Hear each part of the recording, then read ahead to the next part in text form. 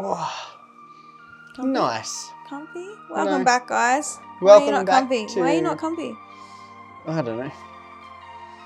You don't know? Uncomfy with all of our topics we're talking about? Yeah. I said uncomfy with all of our topics we're yeah, talking about, and you were uncomfy. like, oh yeah. Oh. It's good though. No, they're good. They're good. We are here. We are back.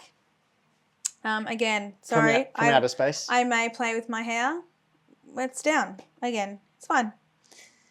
It's fine. I realise I'm still wearing a white shirt. Oh, yeah, you are. But that's okay. And I have the same black top on, so it's fine. I don't think that matters. No, it does not. But welcome back to... We don't know what episode it is. Doesn't matter. Oh. Doesn't matter? Don't We're have not to tell doing you what episodes? episodes. Okay. No. Welcome back to Our Wild, Beautiful Life with Kristie and Baron Harris. The Harrises. Hi. If you're only finding us just now with this video, Go back. we've got a few more. It's probably worth going back and seeing those before coming to here. We hope you have pulled up a chair or you're sitting in your most comfiest couch. You have This is not the most comfiest couch. beverage of choice. I currently have rooibos tea with, try not to flash boobies, my water. We joked about this a couple of videos back that I always seem to have my emotional support beverages everywhere I go. How many did you have this morning? We went out this morning, you had... Just three. Three. Just three. Just three. I also To have walk my out little the- clip because the way that my brain works. Though, last video, I kept my hair down the whole time and I kept my hands relatively away from it. It's true. But I have a habit of playing with it because I can't sit still. So fine. I'm not labeling anything. I'm just a human being that has some superpowers.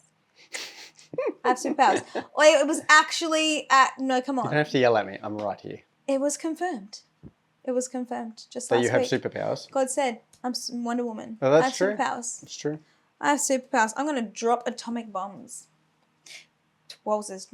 No one on the interwebs pick that up as a hot word. We're fine. Oh gosh. Wowzers. When that gets transcribed, that's not going to sound good. That's going to maybe get blocked in certain countries. Apologies. Jinx. You can't talk for the rest of the... Oh, it's all mine. Oh. It is my show now. Anything can be said. And it probably will. That's right. Baron, I love you. Okay. You can talk. Nice. I need you. Because I was just going to leave. I need you. Like this is us. We need our story. you. This is our story. We left off last did we video with talking about how my dad told you no to marry me, and then 2 years later, he said yes. He said yes. Well, he allowed. Yes. He said, "Okay, I think you're ready to marry my daughter." But obviously a lot happened in that 2 years. It did. So we probably need to go back to... So we found out we were pregnant. Yep. We went through that journey. We spoke Yep. to your dad. Yep. We went through that no. And then... I went pretty much... Did you go back to Sydney? No. Oh.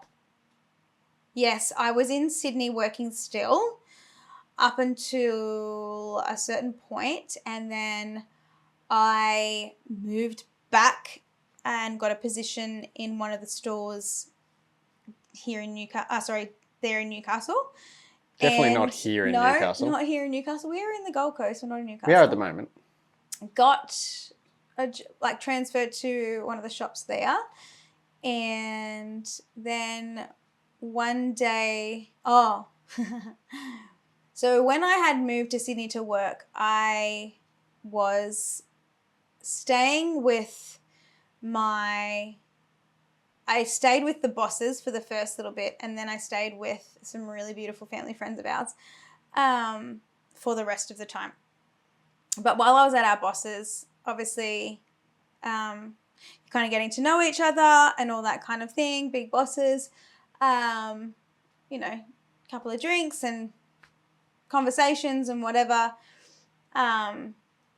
Nothing that I ever thought would be turned against me, let's just say. And I continued working in Sydney, and then all of a sudden there was all of this stuff starting to happen. And stuff at work or stuff yep, or there was accusations being made about me, and I was, anytime I communicated with our Newcastle stores, it was faced with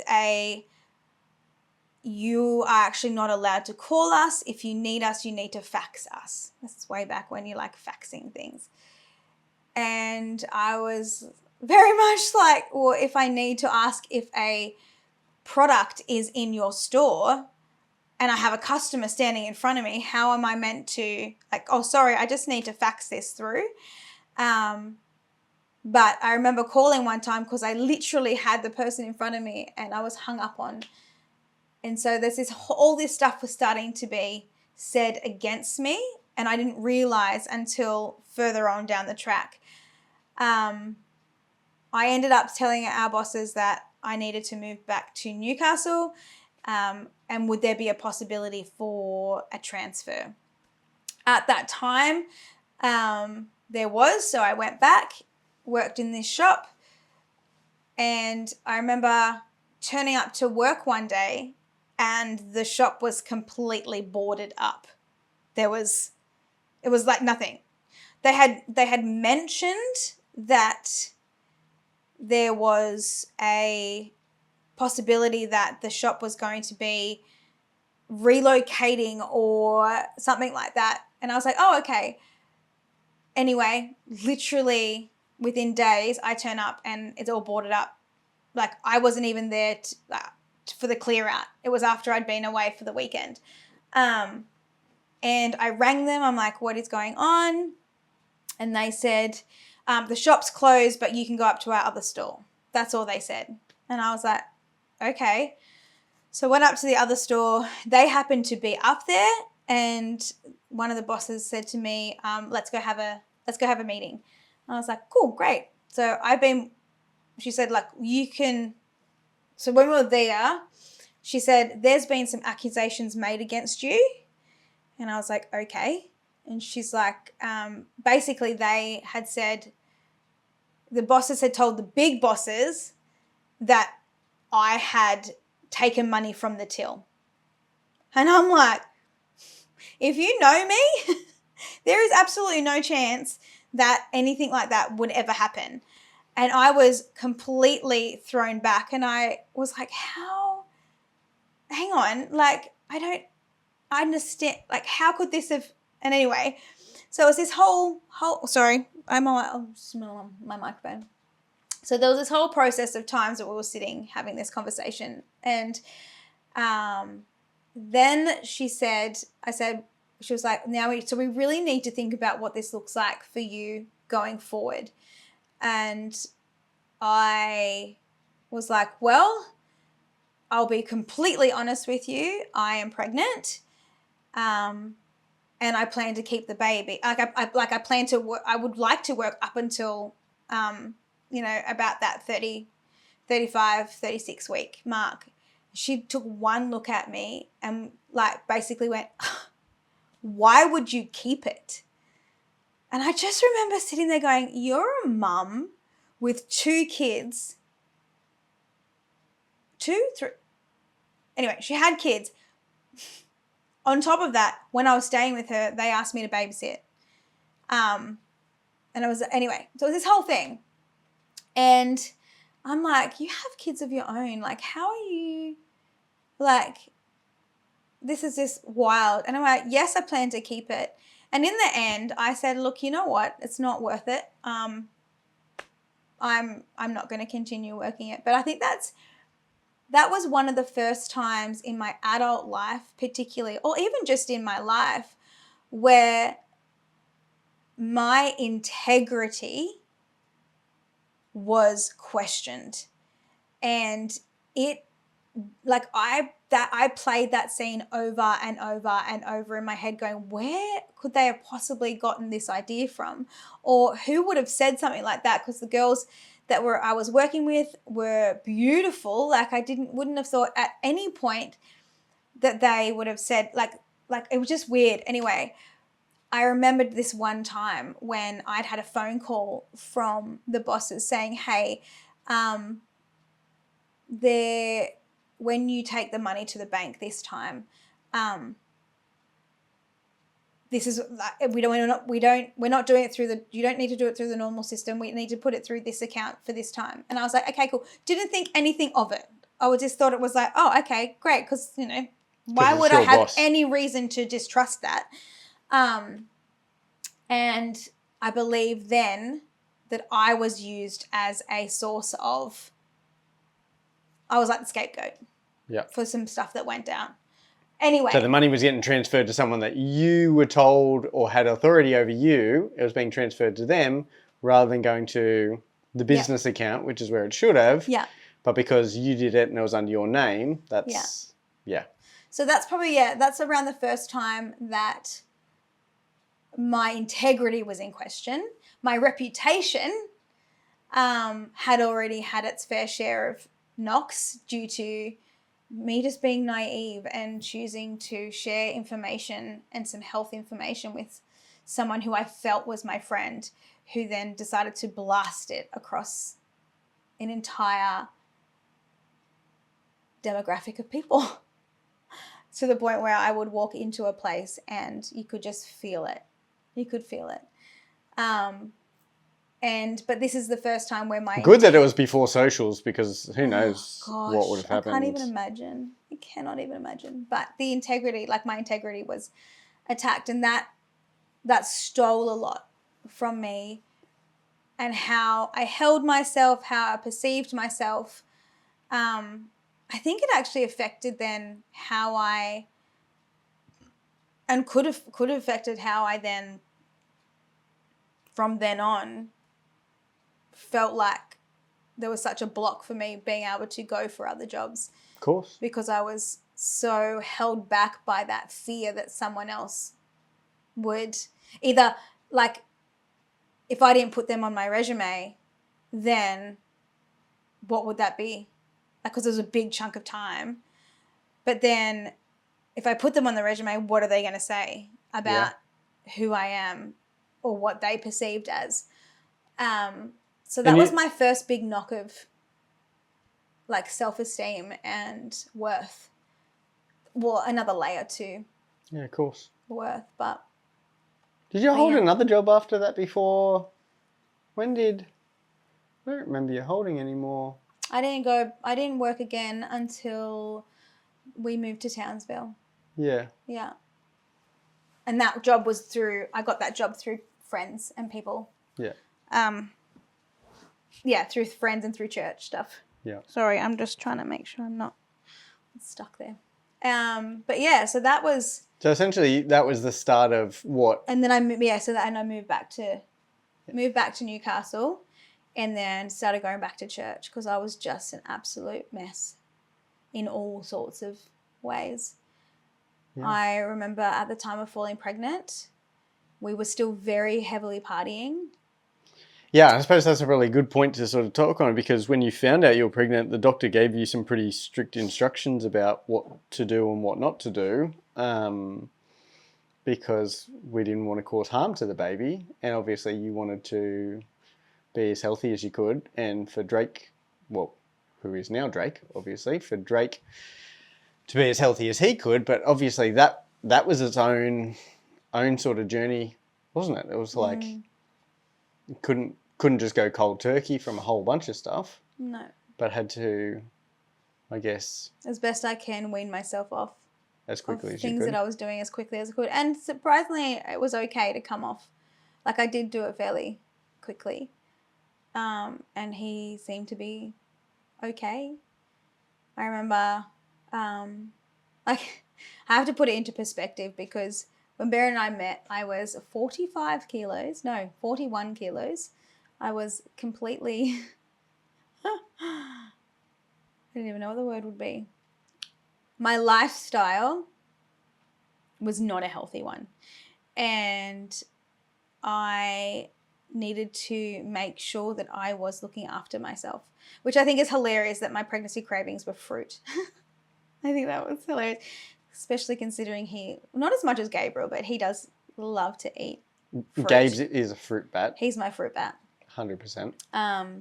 But we were sitting dinner just the other night, and Gabe's is known for this, but like we had full, like, I don't know whether it was quiche or we'd made like we had proper dinner, and Gabe's is just letting it sit on his thing and just reaching over and just eating cucumber and just like the plate of salad just sort of sits in the middle of the table. I don't know if anyone else does this, but we have always, or almost always, whenever we're having dinner, doesn't matter what dinner it is, there's always just a plate of salad, chopped up salad sitting in the middle of the table that people can add, like pick from and add to whatever we're eating. And Gabe's will pretty much just like reach out and just like eat all the cucumbers. Do you remember the other night I chopped up, like rather than making small pieces, I chopped up in like quarters. Like I chopped in half and then made in like quarter pieces and stuff like that. And everyone came in, it's like, where'd the cucumber go? And like Gabe's eaten everyone's. It's just... It's like, this is mine. So he does love it. He does anyway, love it. But we were very unhealthy at that stage. We were. And so I had to make sure that I was going to be looking after myself. Yep. And our baby. And so one of those, you know, Which was hilarious. Even back then, because I wasn't, and I still didn't for quite a while. Even like way back then, I obviously holistically was minded in some ways. Well, after you came off drugs and alcohol. After I came off drugs. But I was doing what I could to be healthy with our baby. And I remember this one point where we had a pretty straightforward pregnancy, but yeah, I was like 41 kilos when I met you. Yeah. And there's a photo, and I'm like, I put on a lot of weight with Drake, like a lot of weight, because now I've gone from pretty much not eating to eating all the time and feeding for two. So we get to about the 34-week mark, and I'm going in to see my doctor, and he goes to me, "Hey, Kristie, when did those marks arrive?" Luckily, I loved my doctor at the time. I was like, "What do you mean? What marks?" Because if they're below my belly, I cannot see a thing. And he's like, you just jump on the bed. We're going to measure you and just, you know, do our regular stuff. And I was like, okay. Anyway, he gets me up on the bed and he measures me and he goes, "Okay, that makes sense." I'm like, "What is wrong?" And he's like, "Well, last week when you were in here, you didn't have, we hadn't been, there was no stretch marks happening." And I was like, "Oh, okay, great, thanks." He said, "But this week we do. And that's because you have just grown 4 centimeters as opposed to 1 centimeter for the week." And he, at that point, says, "I have some concerns that baby might be tracking big." So he was our biggest baby, wasn't he? By a long shot. You just like full jumped ahead. I think it's a little bit of payback. How many times have you sort of like just jumped in and like, yeah, the guilty face comes out. Anyway. Apologies. He says, sorry. "No, you're so fine." He turned around to me and goes, "You're so fine. You're so fine. You're so fine. Can you just make sure I don't flash my boobies?" You're fine. So I'll anyway. Keep a good look. He said to me, "I'm going to just send you up to the hospital for a check, but I'm going to pre-warn you that I am advising that they induce you or do a cesarean early because I'm very concerned your baby might be a bit too big." I'm 21 by this stage. I am like, okay, cool, whatever. Like my sister's already had 2 babies by this stage, 2 babies. She's pregnant with her 3rd. This is what's really cool. So my sister. To clarify, we have 4 boys. Yeah. And your sister has 4 girls. And my brother has twin boys. So my sister at this stage had her first 2 girls. When I found out, hang on, yes, wait, who's first? you, Drake. Okay, I found out I'm pregnant. 2 months later, my sister finds out she's pregnant with her third. And so we're now pregnant together. And which, if you've ever had that experience with a sibling, it's pretty cool. Or even a friend, it's very cool. Anyway, so where did I get up to? Stretch marks, hospital. Yeah, hospital, blah, blah, blah. 4 centimeters. And so I go up to the hospital and I'm like, okay, cool, whatever, like oblivious to what that means. I go up to hospital, see the doctor up there. She's like, look, first baby, I reckon you're going to be fine. We'll monitor you up until the point and we'll just see what happens. Mind you, I keep growing. Drake keeps growing. Drake keeps growing. I'm still seeing my doctor. By this stage he had moved me into hospital care as opposed to like midwife and a doctor's care at the hospital as opposed to his care. So he actually wasn't seeing him. I wish I had of, but he had to sign me off. Then she's like, okay, and I was like, okay, cool. Still in this point, I'm like, I'm fine. Things are fine. Whatever they say, I'll do. Gosh, how things have changed. We joke and say if we were having babies now, it would be, there's so many decisions that we would make differently, have chosen differently. But, and I'm very, like, one thing that empowers me and like excites me is these young 20-year-olds who are paving the new way and standing up for what they believe in and going against, or not against, but like creating a new narrative on having, babies. At the hospital. Like there is strong, lots of options. They're strong. They're advocating for themselves. It's beautiful. And one person I highly respect, obviously, is my sister, who is now a midwife, an incredible midwife. When I tell you that people ask for her and come back to her for subsequent pregnancies and babies and births, is because she is phenomenal at what she does. And she very much advocates for her women to have certain births. Doesn't always happen that way, and she has had her fair share of really horrific things happen, but just tough sometimes. She is an absolute weapon and a gift to the birthing space. So if you're in Newcastle and you're having a baby, I know the exact person to get you in contact with. Love you, Jodine. Anyway, so didn't have that. No. Didn't have that back then. Didn't have someone like that to advocate for me at the time. Jodine wasn't in that space yet. It was coming. And we get up to... So we've done the hospital. They've said you're good. You said kept I'm good. going. I just keep going and seeing them. We're at 38 weeks, 39. We're at 38 weeks where they were like, my doctor was like, I think you need to bring it on now. I was like, like I was asking them, and they're like, no, we're going to just track you. You're going to be okay. And I was like, okay. Anyway, 40 weeks comes and goes. Now I'm starting to get a little bit, and I'm still growing. Baby's still growing. So then we get to a point where I go up to, and we're booked in with the doctor this time. And I remember sitting there with her, and she said, she came in, she goes, look, at this stage, we're going to check you, but most likely we're going to do, if baby's not here by 41 weeks, then we will book you in for an induction. And again, I was like, okay, cool. I just want to have a baby. So then we get to 41 weeks. Comes and goes. I'm booked in at 41 weeks to see her again. So I see her and the midwife. The midwife goes, look, we're going to do a stretch and sweep. I'm going to check you. Oh, we're going to check you. And by this stage, I was Waddling.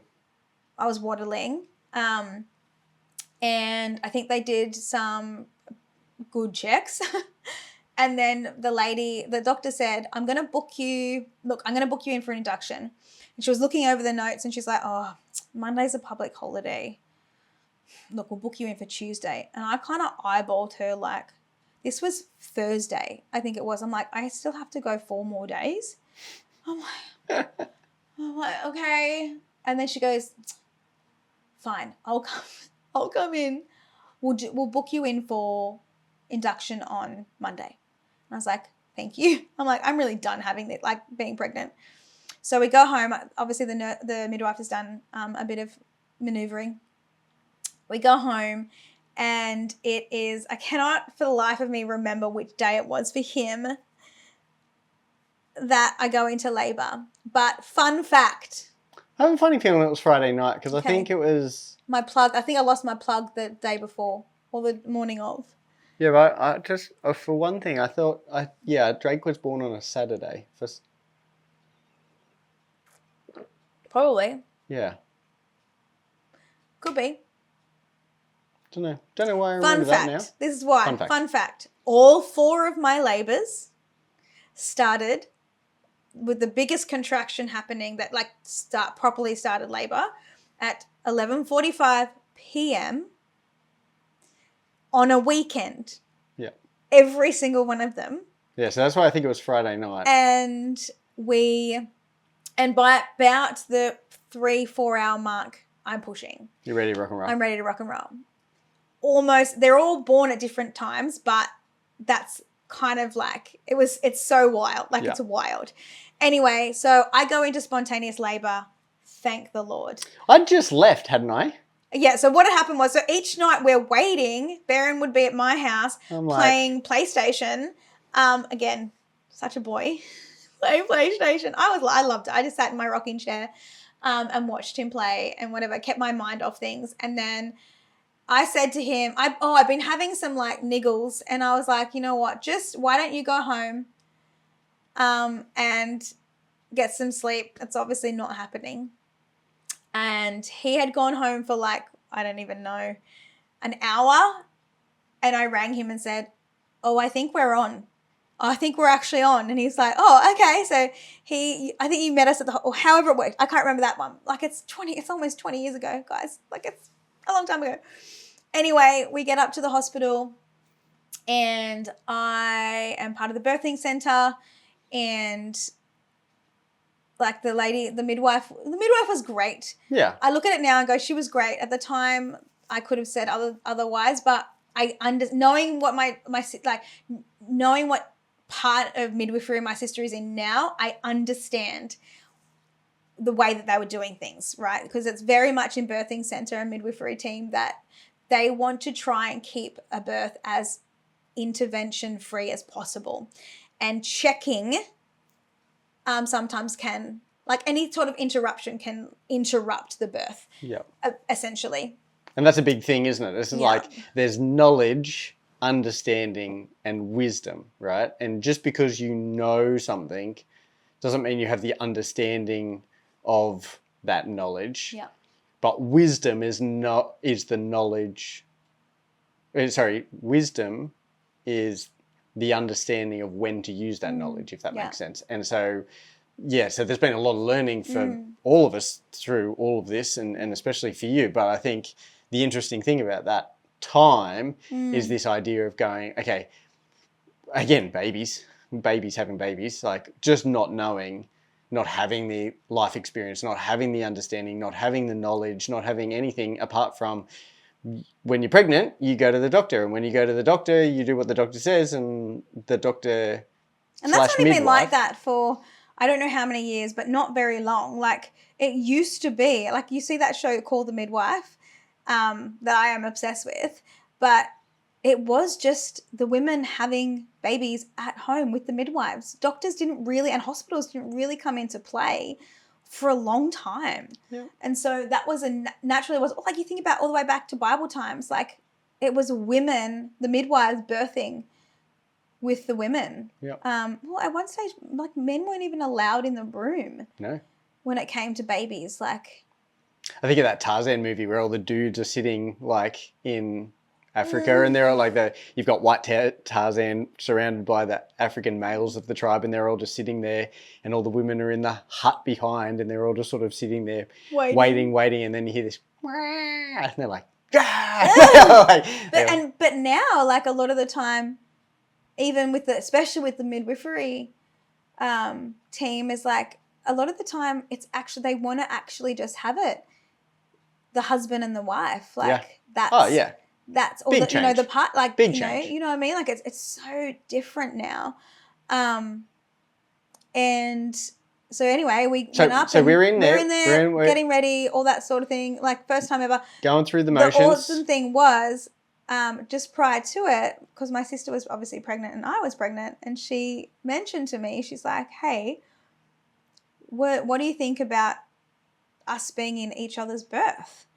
And I'm like, "Really?" Because I hadn't been for the other two, and she's like, "Yeah, like I'd love you to be in mine, and I'd really love to be a part of yours." And I was like, absolutely, I would love that. Now you have to to know, my sister is one of the most hilarious people on the planet.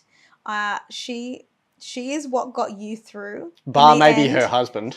That's very true. But she got you through a lot of our births. Yeah, 100%. And in the end, you ended up requesting her for our last. Yeah. You were like, "I want Jodine." Yeah. So I had my mum. So it was your mum, your sister, and my me. sister. And we were, like, I just remember pacing the room, and you were so beautiful. I spent a lot of time in the bathroom, like in the toilet space. I don't know why, I just needed to be in that space just to like. It was almost like a little cocoon. My cocoon. It was like, I don't like trying to like, yeah. But I remember I'd come out and you would be sitting on the edge of the bath. And every time I came back past you, you'd be like this, like, "Do you need a hug?"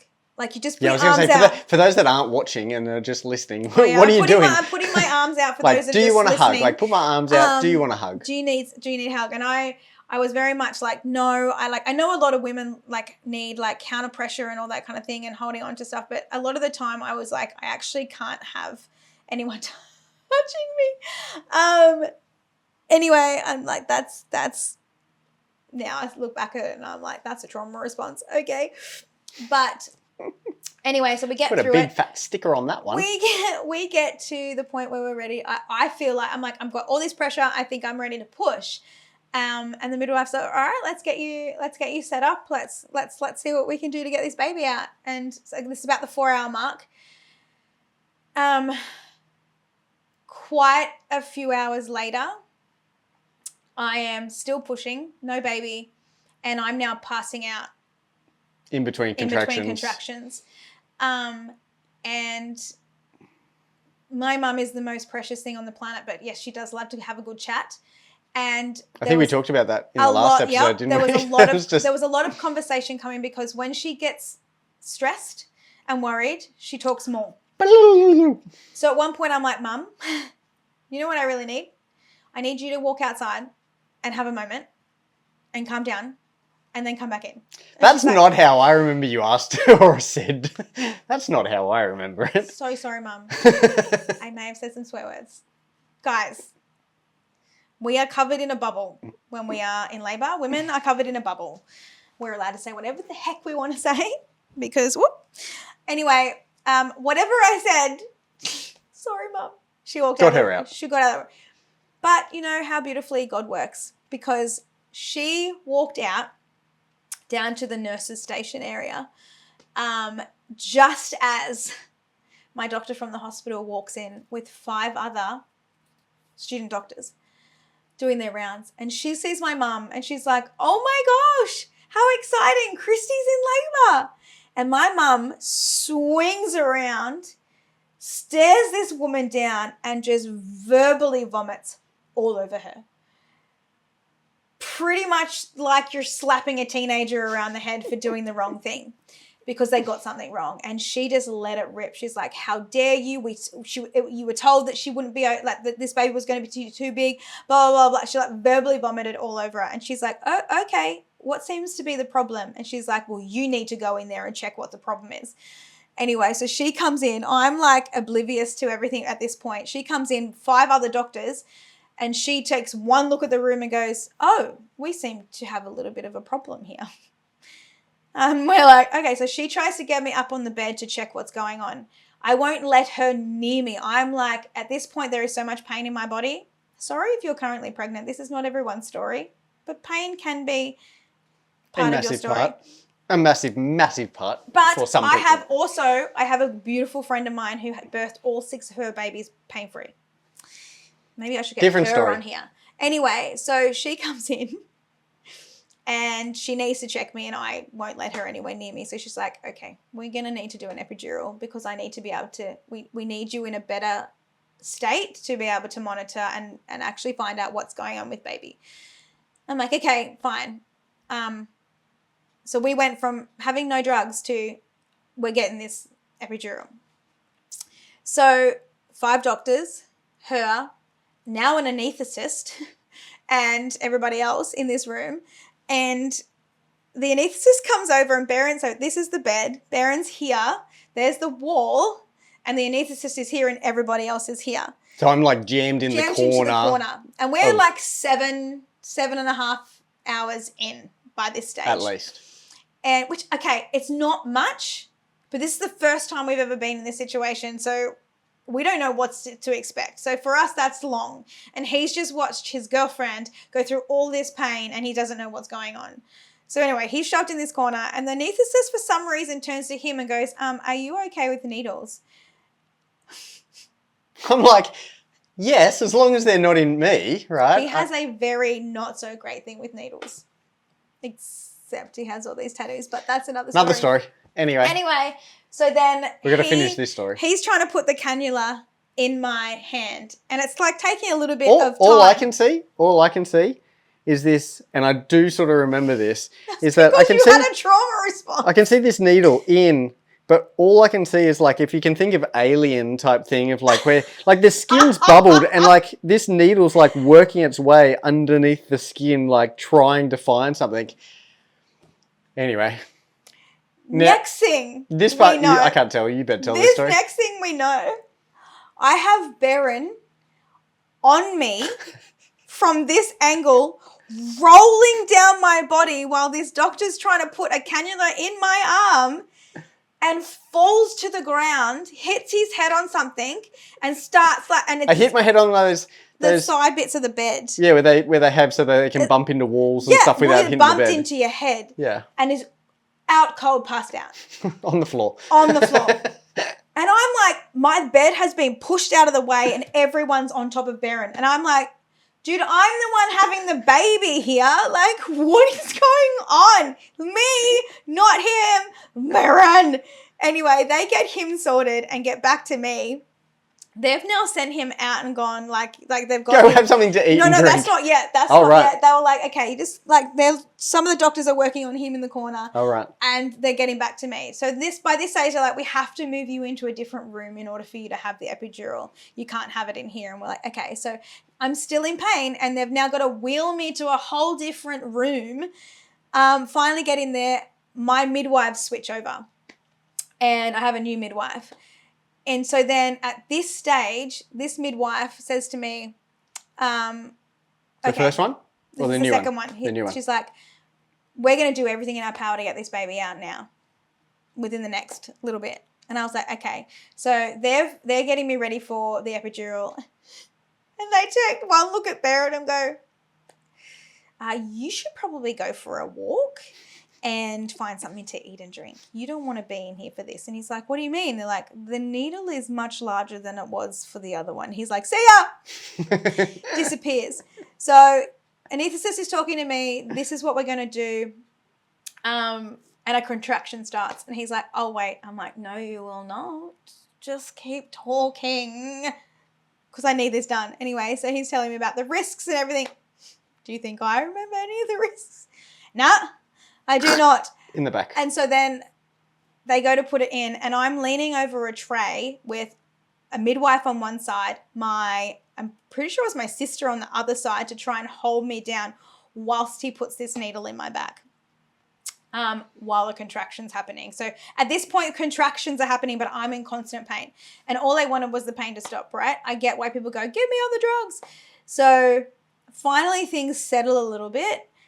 I still have a dull ache down the side of my leg and can feel some things, but not as much as before. And this beautiful midwife goes, we've got an hour. We're getting this baby out. I'm like, okay. Oh, no, sorry. Reverse back. I've got the epidural working. This doctor, who was a male, comes in and says, I just need to check. Now we just need to check what baby is and what's happening. And this wasn't your normal, because your normal doctor was a female, wasn't it? Yeah. Yeah. So I'm like, okay. He proceeds to check. He's checking the baby, but there's a lot of movement happening and there's an arm in areas that needs to go. Poor Baron keeps looking down at this doctor and I'm like, baby, look at me. Please just keep your eyes on me. Just keep my eyes on me. And what I realize now and what I know now, which I didn't actually find out until I was pregnant with my third baby, what actually happened to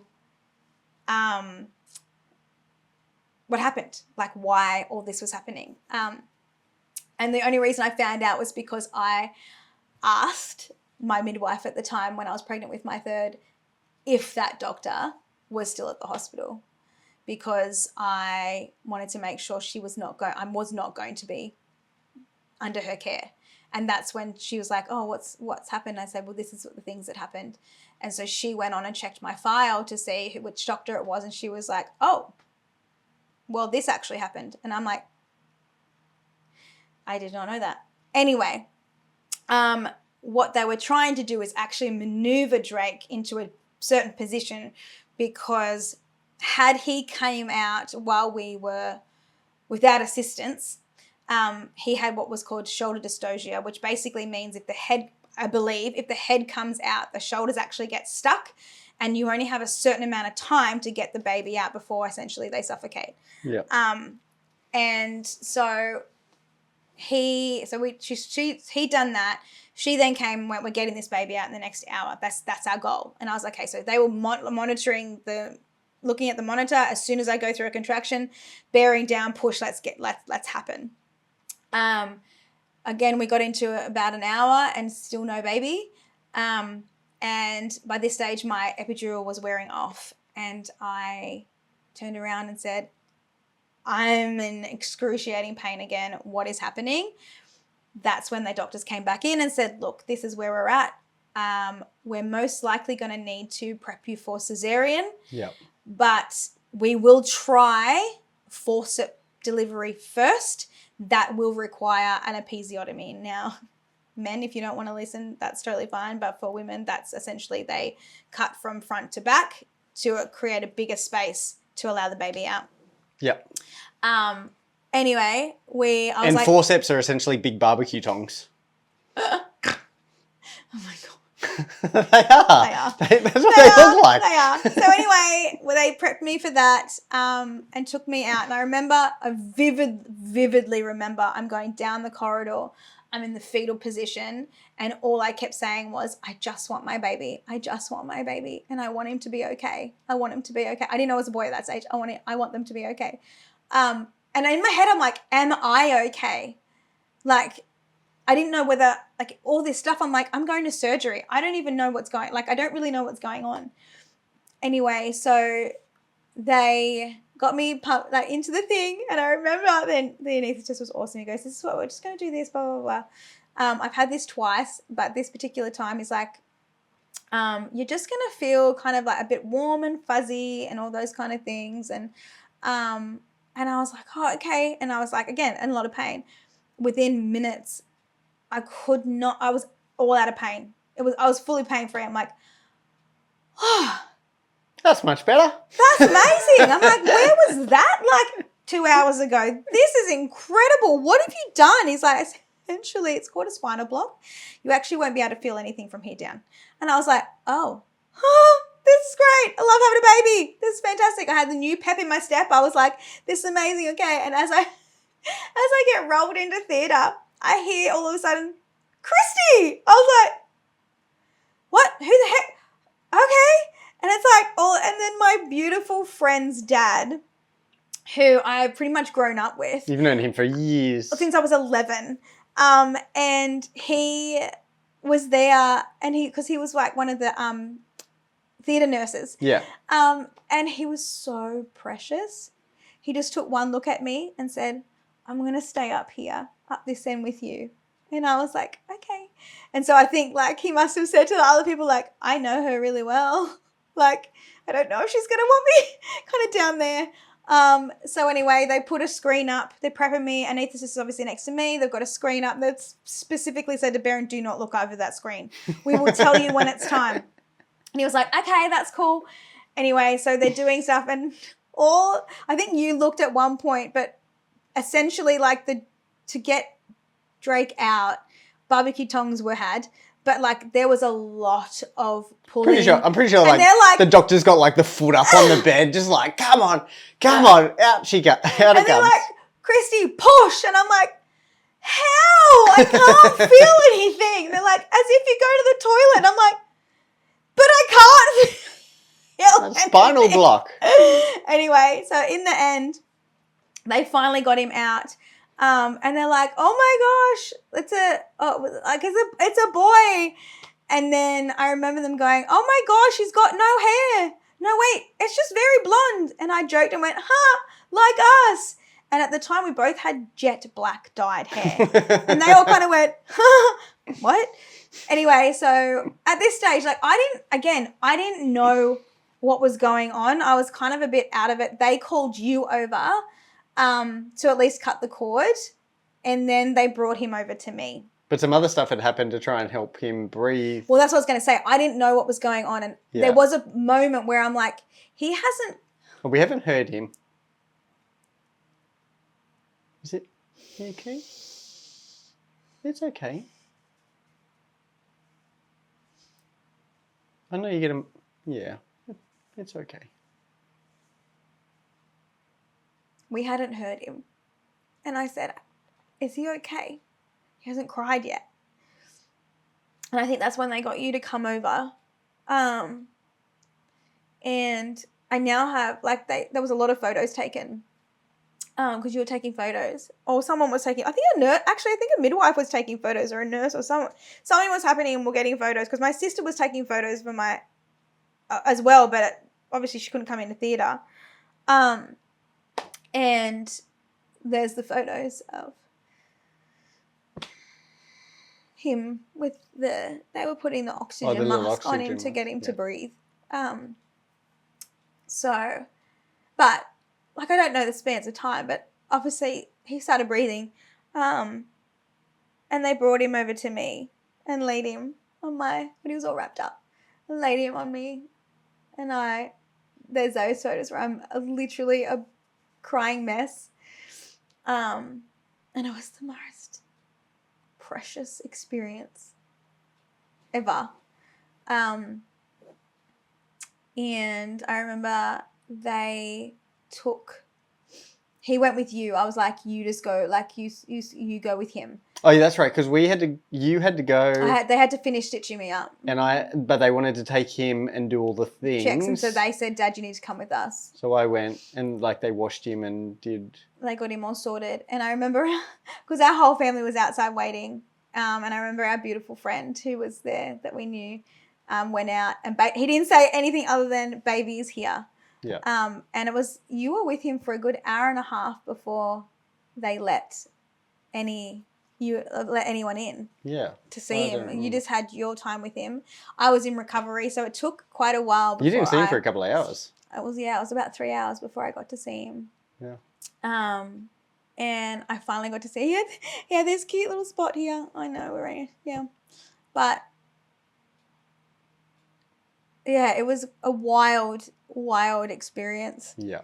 Having our baby. But it was beautiful as well. It was beautiful. And it was wild, beautiful. Again, God has been in every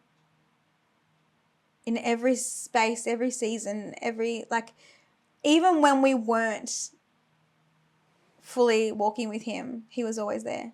Yeah. But again, it's like, just like me, You know, Drake was meant to be here. Yeah. And so it was a beautiful outcome and again, I was so oblivious to anything that really was going on. And I was too young to really just understand so much. But yeah, so that was the birth of our first baby. And the start of our family. Start of our family. Well, you and I were the start of our family, but We were definitely the start of our extended family. Yeah. No, extended is like, don't know. yeah. It was the first growth of our family. Oh, there we go. We didn't say. He was a big baby.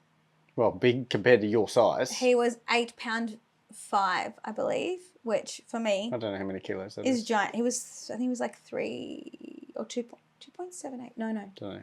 Whatever it was, he was a big boy. When we put that into context, that you're 4'9". Well, if I ask Siri what 8 pounds is in kilograms. Hey Siri, what's 8.5 pounds in kilograms? 3.86 kilograms. Yep. He was 3.75. Oh, okay. So maybe it wasn't 8.5. No, he was 3 kilos, 3.75 kilos, 3.75 kilos. Yeah. He was a big, big boy. For you. Yeah. But he paved the way for his brothers and made it a little bit easier. Just a little. Anyway, this has been fun. Hopefully you guys are getting something out of this. or just having fun listening to or our just having story. fun. We're going to continue. There's still so much story to give.